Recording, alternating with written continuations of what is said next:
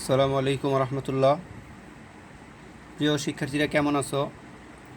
আশা করি সবাই ভালো আছো এবং সুস্থতার সাথে বাসাতেই অবস্থান করছো।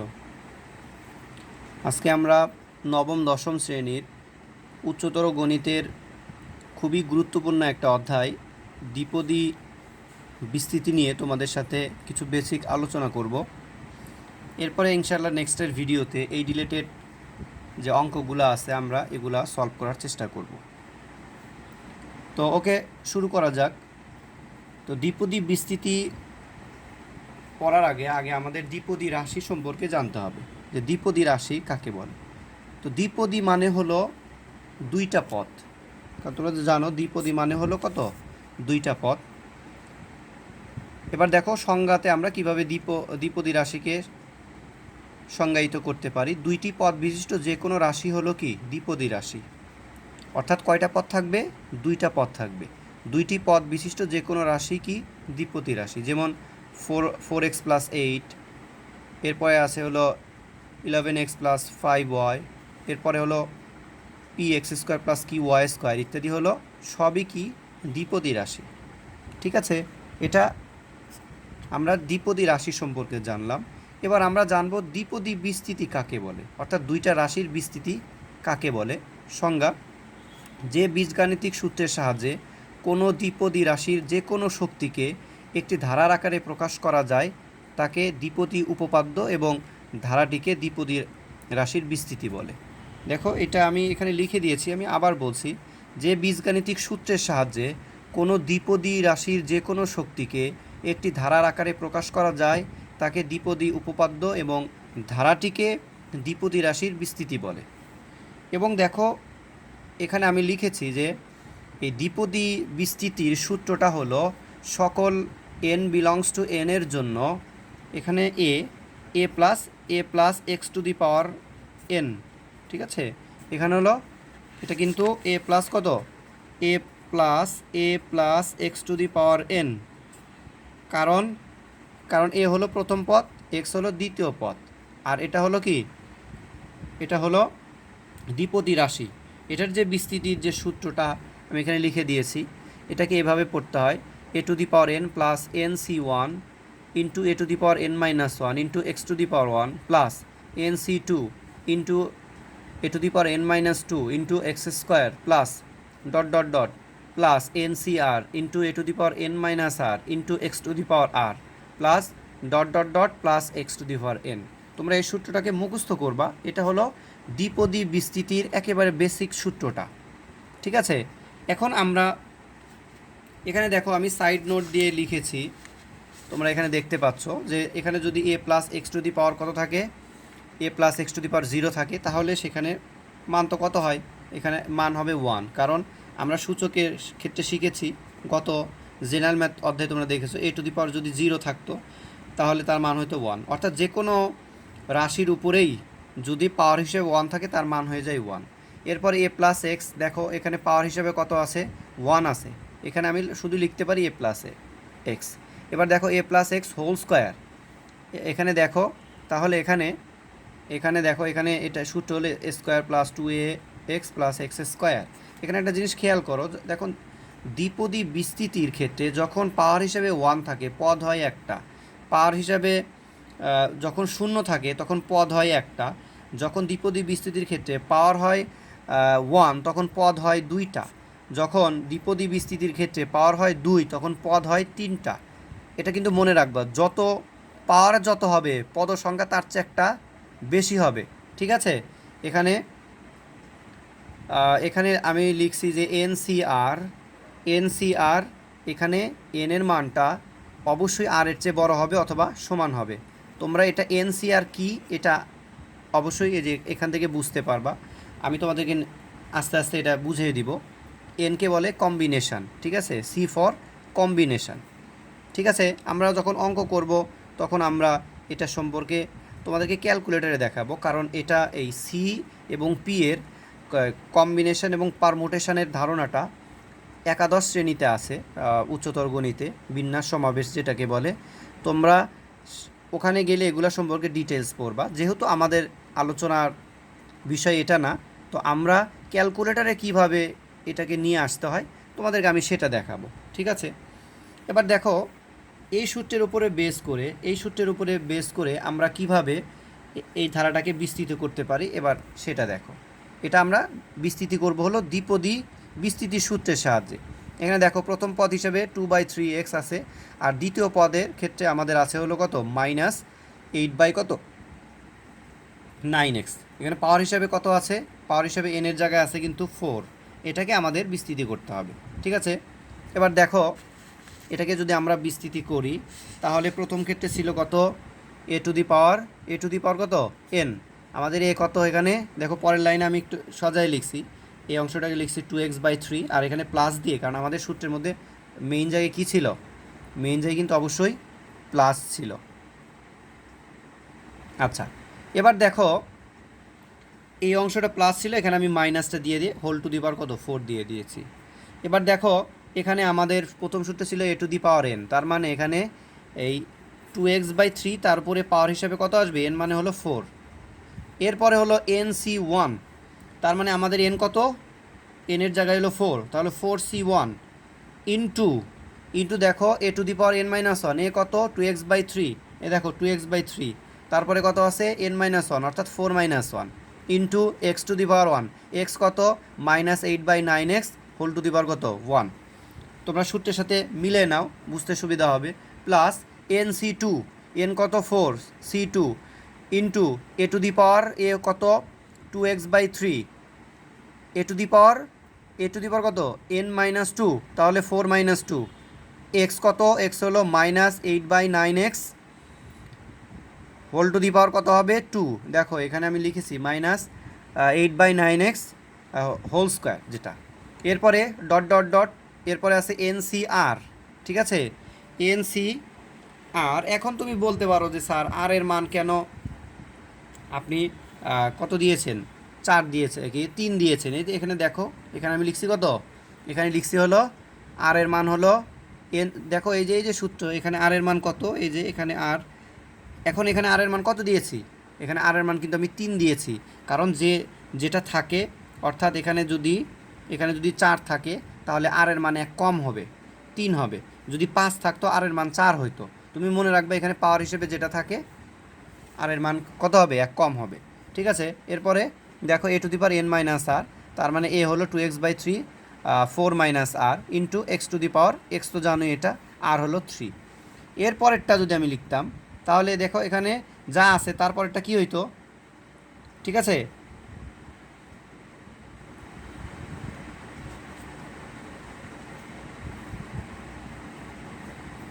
খেয়াল করো, দেখো এখানে আমি লিখেছি, এখানে তোমরা এটাকে এভাবেও মনে রাখতে পারো, যেহেতু আমাদের এটা হলো প্রথম পদ, এটা হলো দ্বিতীয় পদ, এটা হলো আমাদের তৃতীয় পদ, আর এটা অবশ্যই কী হবে চতুর্থ পদ হবে। তাহলে যেহেতু এটা হলো সব ক্ষেত্রে এই সূত্রটা প্রযোজ্য, যেহেতু আমাদের এখানে পাওয়ার হিসাবে কত আছে 4 আছে, আমাদের এখানে তোমাকে আমি প্রথমে বলে রাখলাম যে যদি আমাদের পদ সংখ্যা কত হয়, এখানে পাওয়ার হিসাবে 0 থাকে তাহলে 1 হয়, পাওয়ার হিসাবে 0 থাকলে একটা পদ হয়, পাওয়ার হিসাবে 1 থাকলে 2টা পদ হয়, পাওয়ার হিসাবে 2 থাকলে 3টা পদ হয়, পাওয়ার হিসাবে 4 থাকলে, দেখো পাওয়ার হিসাবে কত আছে আমাদের 4, তাহলে পদ হবে কয়টা 5টা, ঠিক আছে।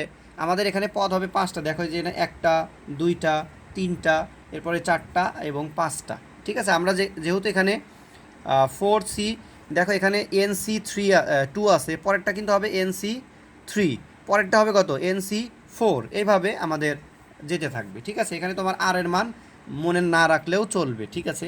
এবার দেখো NC3, যেহেতু আগেরটা ছিল NC2, পরেরটা হবে NC3, ঠিক আছে। n হলো 4, তাহলে 4c3, এই সূত্রের সাথে কম্পেয়ার করো, এ টু দি পাওয়ার কত n-3 অর্থাৎ 4-3 ইন্টু এক্স টু দি পাওয়ার কত এখানে থাকবে এক্স স্কোয়ারের জায়গায়।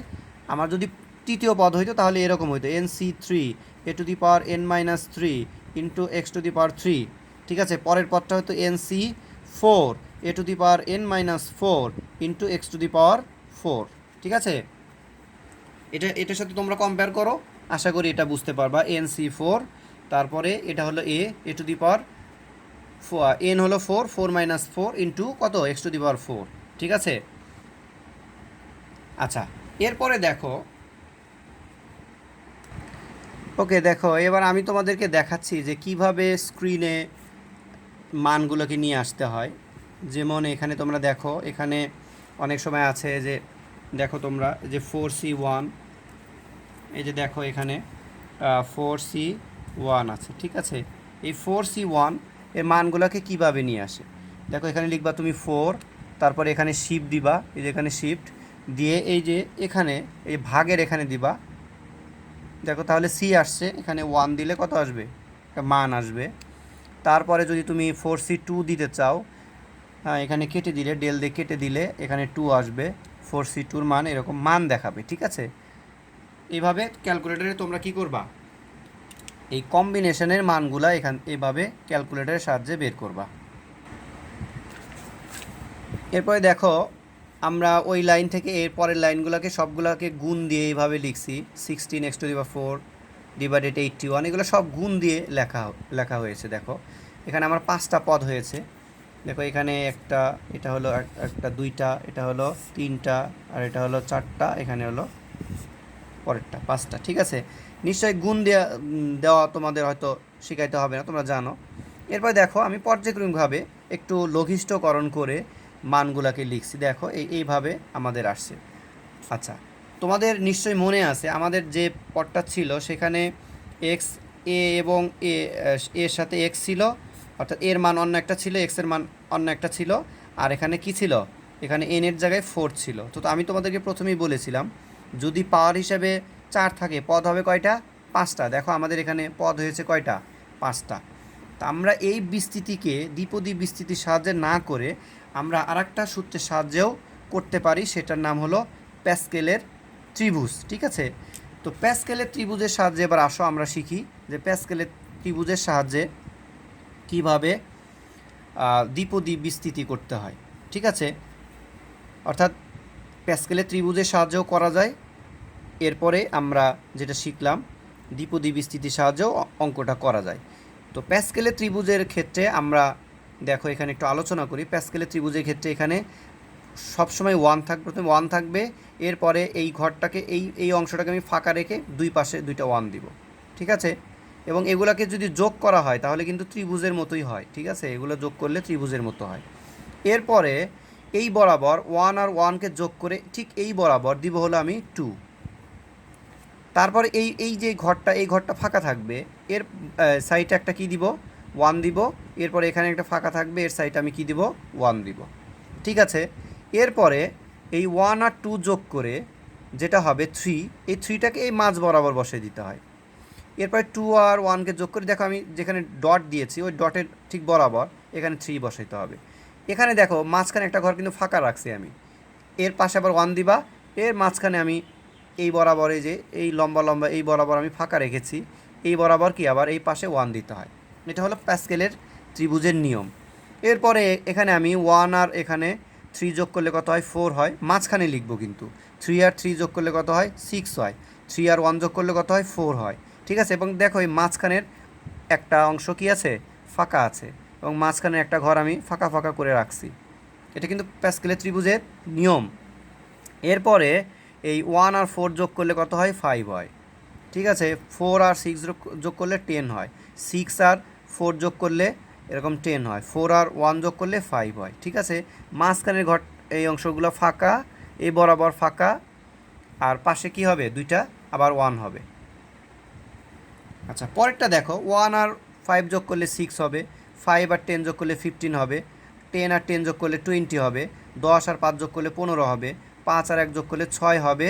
মাঝখানের এই দেখো ঘরগুলো কিন্তু কি আছে, এই বরাবর কিন্তু ফাঁকা আছে, আর এই ফাঁকার সঙ্গে এই কর্নারে আবার কি দিয়ে দিব, 1 দিয়ে দিব। এটা এরকম বাড়তে বাড়তে আরও অনেক হইতে পারে, আমি আর লিখি না, এর চেয়ে বেশি আর পরীক্ষায় তোমাদের আসে না, ঠিক আছে। তো তোমরা মনে রাখবে। এবার দেখো আমি এখানে লিখছি যে n সমান 0 হলে, সবুজ কালিতে লিখছি যে n সমান 0 হলে পদ সংখ্যা হবে একটা, এটা মনে রেখো। n সমান 1 হলে পদ সংখ্যা হবে 2টা, এ দেখ 1 আর 1, এখানে আমি তোমাকে বুঝাচ্ছি জাস্ট। এগুলা 1 আর 1 দ্বারা আসলে এখানে তোমাদের এখানে সহগ বুঝায়, তো তোমরা এখানে মনে রাখবা এনের মান যত হবে পদের সংখ্যা একটা বেশি হবে। এনের মান 2টা, পদের সংখ্যা দেখো এখানে 3টা, 1 2 1, এগুলা সবই সহগ, কিন্তু মনে রাখতে হবে পদের সংখ্যা হবে 3টা। এনের মান যখন 3 তখন পদের সংখ্যা হবে 4টা, 1 3 3 3, 1 3 3 1, এগুলা সবই এখানে কি সহগ। এনের মান যখন 4টা পদের সংখ্যা হবে 5টা। সহগগুলা কি কি? 1 4 6 4 1। এবার এনের মান যখন 5টা, এনের মান যখন 5 পদের সংখ্যা হবে 6টা, এখানে সহগগুলো হবে 1 5 10 10 5 1। এবার দেখো এনের মান যখন 6 পদের সংখ্যা হবে 7টা, সহগগুলো হবে 1 6 15 20 15 6 আর হলো 1। ঠিক আছে, এইভাবে প্যাসকেলের ত্রিভুজ নির্ণয় করা হয়। এখানে 1 দেখো, যখন 1 অর্থাৎ দ্বিপদী বিস্তৃতির ক্ষেত্রে পাওয়ার হিসাবে তখন কত আসবে? এখানে পাওয়ার হিসাবে 0 আসবে। শূন্য ক্ষেত্রে কি আসে? শূন্য ক্ষেত্রে এখানে দেখো এর মান আসছে কত? 1। এবার দেখো দ্বিপদী বিস্তৃতির যখন এখানে পাওয়ার হিসাবে 1 আসবে, দেখো এখানে পাওয়ার হিসাবে কত আসে? 1 আসে। তখন আমরা এটা লিখতে পারি যে 1x প্লাস 1y। তাহলে তুমি দেখো এখানে সহগ হিসাবে এক্সের সাথে সহগ হিসাবে কত আছে? 1 আছে। ওয়াইয়ের সাথে সহগ হিসাবে কত আছে? 1 আছে। এই জন্যই দেখো এই যে এখানে আমি লিখছিলাম 1 আর কত? 1। এগুলাকে আমি বলেইছিলাম যে এগুলো হলো কি সহগ। এবার দেখো যখন পাওয়ার হিসাবে কত আছে? 2 আছে। তো আমি বলেছিলাম এই যে দেখো এনের মান কত? 2 আছে। তখন এখন এইটা কাউন্ট হবে। এনের মান যখন 2 তখন কাউন্ট হবে এইটা 1 2 1। এগুলো কি? এগুলো হলো সহগ। তাহলে দেখো আমি প্রথমে লিখছি 1, পরে লিখছি 2, তারপরে লিখছি কত? 1। আর প্রথমের ক্ষেত্রে পাওয়ারগুলা এক যা আছে সেটাই থাকবে এক্স স্কোয়ার। এরপরে এখান থেকে 2 থেকে, এটা যেহেতু এক্স স্কোয়ার, এখান থেকে 1 কমে যাবে এখানে, তার মানে হবে হলো 2 মাইনাস 1 ইন্টু এখানে হবে 1। এরপরে এখান থেকে হবে, এখানে আসলে হয়তো x to the power 2 minus 2 into কত?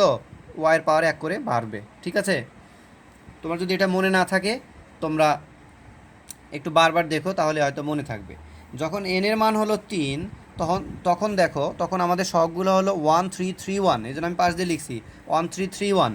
এবার দেখো এখানে আমি লিখে দিছি 1 3 3 1। এবার প্রথম ক্ষেত্রে পাওয়ার যা আছে সেটাই হবে। তারপরে এক্সের পাওয়ার 1 করে কমে যাবে। এখানে দেখো এক্সের পাওয়ার 1 1 করে কমতেছে। হ্যাঁ, কারণ এক্স স্কোয়ার প্রথম ছিল এক্স কিউব, পরেরটা হলো এক্স স্কোয়ার, পরেরটা হলো এক্স, পরেরটা নাই। এরপরে দেখো ওয়াইয়ের পাওয়ার 1 1 করে বাড়বে। এখানে 1 ছিল, এখানে 2 ছিল, এখানে 3 হয়েছে। ঠিক আছে, এই হলো আমাদের প্যাসকেলের ত্রিভুজের বিস্তৃতির নিয়ম।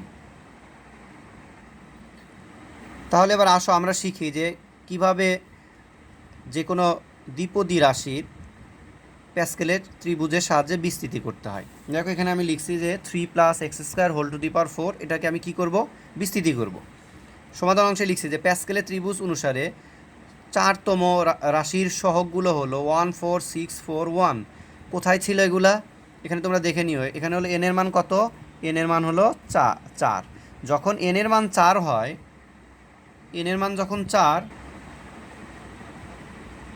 তোমরা দেখো যখন এনের মান 4 তখন আমাদের সহগগুলো হলো এই অংশগুলা, এই অংশ হলো আমাদের সহগ। তার মানে এখানে সহগ আছে কত? 1 4 6 4 1। ওকে, এটা মনে রাখো, আমাদের ওই অংশে এটা কাজে লাগবে। দেখো আমি লিখেছি যে প্যাসকেলের ত্রিভুজ অনুসারে চতুর্থতম সারির সহগগুলো হলো 1 4 6 4 1। আমি ওখান থেকে কিন্তু এটা লিখছি। অতএব এটা আমি কিভাবে করব প্যাসকেলের সাহায্যে? এটা হলো তোমার প্রথমে এই সহগগুলো লিখতে হয়। এই যে দেখো এখানে 1, দেখো প্রথমে আমি লিখছি 1, পরেরটার ক্ষেত্রে লিখছি হলো 4, এই যে 4, পরেরটার ক্ষেত্রে হলো 6, এই দেখো পরেরটা হলো 6, পরেরটা হলো 4, এই দেখো এই যে পরেরটা হলো 4, পরেরটা হলো 1, এই যে হলো 1। আর যেহেতু দেখো এখানে 4 আছে, তাহলে পদ সংখ্যা কয়টা হবে? 5টা হবে। ঠিক আছে, এই দেখো আমরা তো সহগগুলো আগেই লিখে ফেললাম। এবার প্রথমে যে পাওয়ারটা থাকে, এই দেখো প্রথমে 3-এর উপরে এই সর্বোচ্চ পাওয়ারটা আসবে। তাহলে 3-এর উপরে অর্থাৎ প্রথম আমাদের পদের উপরে পাওয়ার হিসেবে 4 আসবে। তারপরে আস্তে আস্তে 1 1 করে পাওয়ারগুলো কমতে থাকবে। দেখো প্রথম ক্ষেত্রে 3 টু দি পাওয়ার কত ছিল? 4 ছিল, পরেরটা হয়েছে 3 টু দি পাওয়ার 3। পরের ক্ষেত্রে একটু ভালো করে খেয়াল করে দেখো, এখানে আছে কত? 3-এর উপরে পাওয়ার হিসেবে আছে কত? 2। পরের ক্ষেত্রে যদি তুমি একটু ভালো করে খেয়াল করে দেখো, এই যে এখানে এখানে আছে 3 টু দি পাওয়ার কত 1, পরের ক্ষেত্রে কত আছে, পরের ক্ষেত্রে আছে 3 টু দি পাওয়ার 0, অর্থাৎ এখানে ছিল 4, তারপরেরটা হয়েছে কত, তারপরেরটা হলো 3, তারপরেরটা কত, তারপরেরটা হলো 2, তারপরেরটা কত 1, তারপরেরটা হলো 0, অর্থাৎ এই প্রথম পদের অর্থাৎ 3 এর মান যা ছিল উপরে পাওয়ারগুলো আস্তে আস্তে এক এক করে কমছে। এবার দেখো এক্স স্কোয়ারটা কেমন হয়। এক্স স্কোয়ার প্রথমে ছিলই না, ছিল না মানে এটাকে ধরে নেওয়া যায় যে x square whole to the power 0 ছিল, কারণ x square whole to the power 0 মান হলো 1। পরেরটা দেখো এক এক করে বাড়তে থাকবে। পরের ক্ষেত্রে দেখো এর মান ছিল 1, পরের ক্ষেত্রে দেখো হবে 2, এই যে দেখো পরের ক্ষেত্রে হবে 2, পরের ক্ষেত্রে হবে 3, পরের ক্ষেত্রে হবে কত 4, অর্থাৎ প্রথম প্রথম রাশির মান সর্বোচ্চ পাওয়ার থেকে এক এক করে কমতে থাকবে, আর দ্বিতীয় রাশির মান মানে প্রথমে 0 থাকবে, তারপরে এক এক করে আস্তে আস্তে কী হবে বাড়তে থাকবে। আমি আবার বলছি, প্রথম পদের মান সর্বোচ্চ পাওয়ার অর্থাৎ 4 থেকে এক এক করে সব জায়গায় কমতে থাকবে।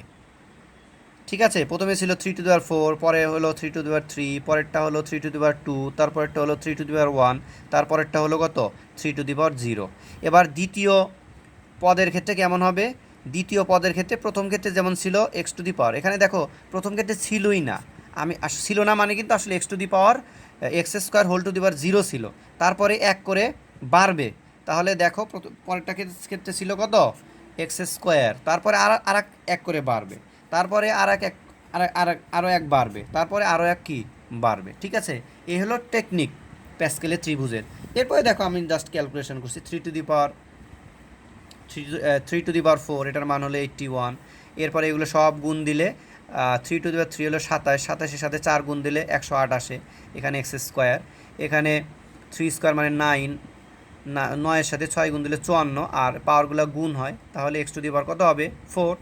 এরপরে দেখো এখানে 4 ইন্টু 3 তার মানে 12, আর পাওয়ারগুলো সবসময় গুণ হয়, তার মানে এক্স টু দি পাওয়ার 6 হবে। আর পরেরটা 3 টু দি পাওয়ার 0 মানে হলো 1, কারণ যে কোনো সংখ্যার উপরে পাওয়ার হিসেবে 0 থাকলে তার মান কী হয়ে যায় 1 হয়ে যায়, আর পাওয়ার হিসাবে এইগুলা গুণ হবে। দেখো এখানে 2 আর 4 গুণ হলে 8 হয়, কত এক্স টু দি পাওয়ার 8, আর এগুলো সবগুলো তো কি 1। ঠিক আছে, এটা হলো অর্থাৎ যে কোনো দ্বিপদী রাশিকে যদি আমরা প্যাসকেলের সাহায্যে বিস্তৃত করি তাহলে আমরা এই রকম টার্ম পাবো। ঠিক আছে, আশা করি তোমরা এই পর্যন্ত বুঝতে পেরেছো। নেক্সটের ভিডিওতে আমি ইনশাল্লাহ এ সম্পর্কে আরও কিছু বিস্তারিত আলোচনা করে আমরা মূল অঙ্কে চলে যাব। তো এ পর্যন্ত সবাই ভালো থাকো, আল্লাহ হাফেজ।